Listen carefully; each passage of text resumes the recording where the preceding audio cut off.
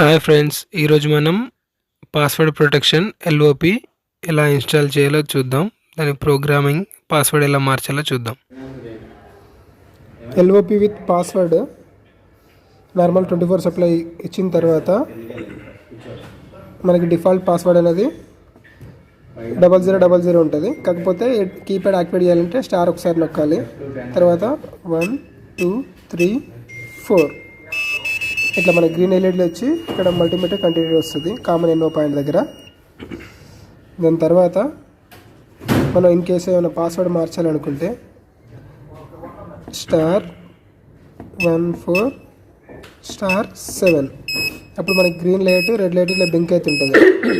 ఈ blinking ఆగిపోవాలంటే star ఒకసారి నొక్కాలి. ఇట్లా ఆగిందనుకో ఓకే, ఒకసారి నొక్కితే ఆగింది కాబట్టి ఓకే.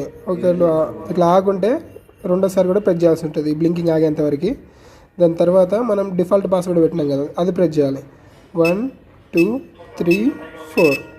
దీని తర్వాత మనం పెట్టాలనుకున్న పాస్వర్డ్ ఎంత 1947 అనేది ఇప్పుడు సేవ్ అయింది, మనకి కంటిన్యూటీ వచ్చేసింది. ఈ విధంగా ఈ ఎల్ఓపిని ఏ ఫ్లోర్లో కావాలంటే ఆ ఫ్లోర్లో ఫిక్స్ చేసుకోవచ్చు.